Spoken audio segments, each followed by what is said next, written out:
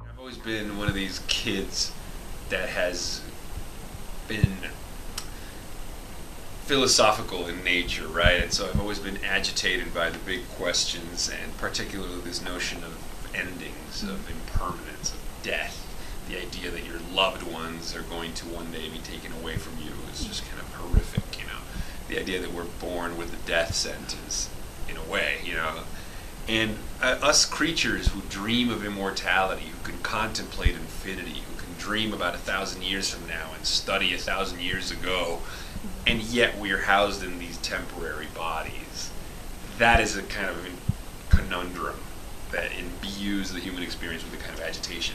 No matter what we do, no matter how much we define ourselves by our greatest ecstasies and our greatest contributions to humanity, we're going to disappear one day. And it was mostly because I was very alive to the stimulation of my day-to-day experience. I loved so much. I was so attached to the music and the movies and the people in my life, and it didn't escape me that these experiences were fleeting. So I would get sad at the end of the movie, not just because it was a sad ending, but because the experience of watching the movie was done, and I could never experience that film for the first time again. I would be sad when I said goodbye to somebody, not because I never was going to see them again, but by the idea that time was passing. First I wanted to be a veterinarian. I wanted to have a really big garden with all of my animals, because I grew up with a lot of dogs and I love animals. I find them to be tremendously comforting. First I wanted to be a veterinarian, then I wanted to be a film director. I wanted to make movies because I thought that movies were the most time-stopping, time-arresting, and transcendent experiences that existed.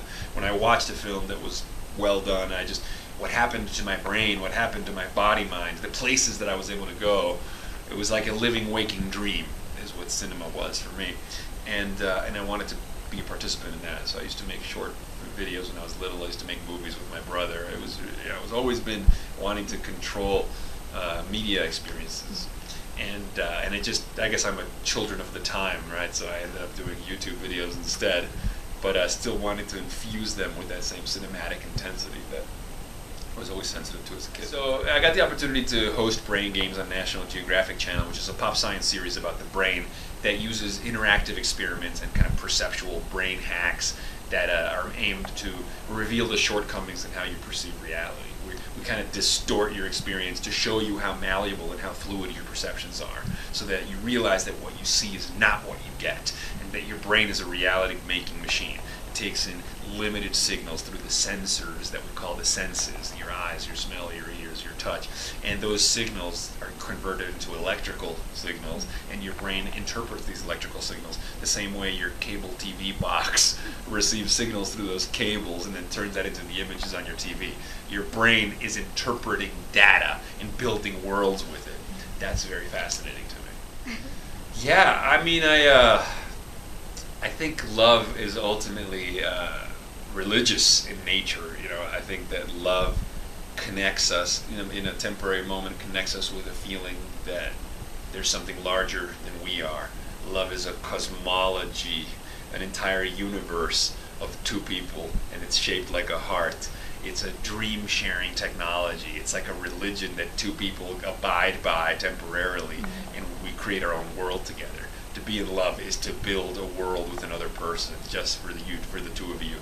I'm lucky. I get to do a lot of keynotes about how we use technology to extend our sphere of possibilities. So I'm interested in how we use our tools to transcend our boundaries.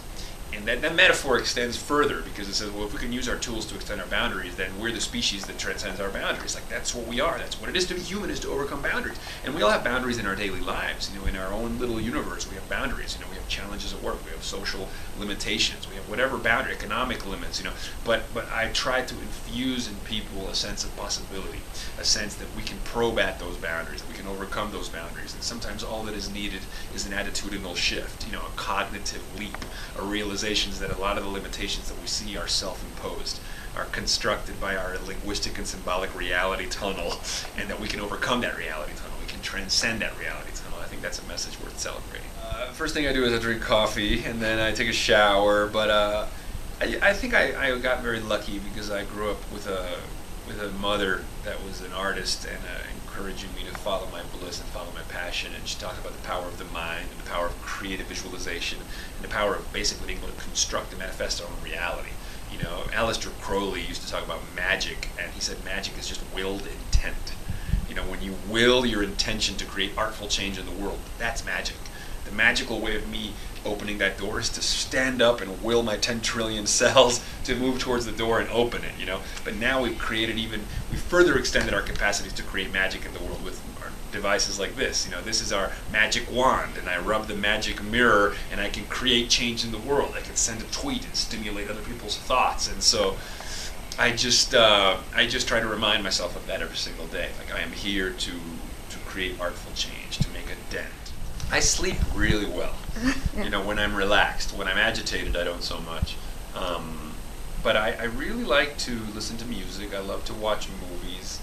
I love to daydream, actually. So I like to let my thoughts wander. I put myself in a beautiful setting, and I just let my mind drift.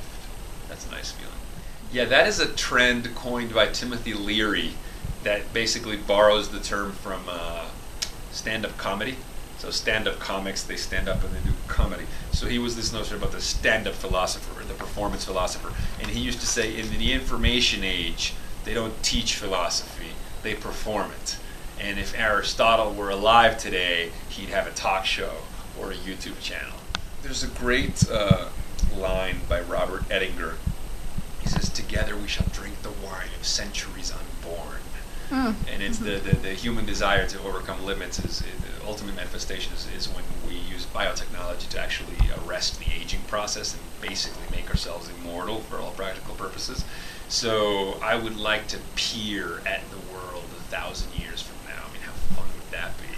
But, you know, a more immediate future, I think, is continue to make shots of awe, scale the videos to impact people, inspire people, to continue to promote brain games and make it an even bigger hit than it's been around the world on the National Geographic channel.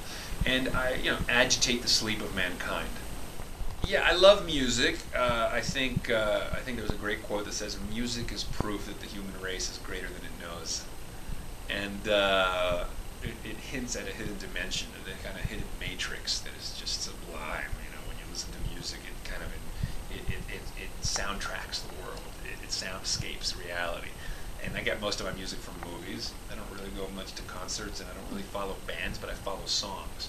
So I'll see a movie, and there'll be an amazing moment, and I'll be like, "What is that song playing in that moment?" I gotta go download it. I gotta go listen to it later, and I gotta bring that intensity of that moment into my own life. You know, I want to soundtrack my life. The last movie I watched and I loved, let's see, what was a recent one that I really loved? I really loved Trance, directed by Danny Boyle. It's a film about hypnosis and memory and identity. Hey guys, this is Jason Silva, the host of National Geographic's Brain Games. Don't miss it. We have episodes running at the moment, and we have a new season premiering in September as well. Brain Games on the National Geographic channel. Don't miss it.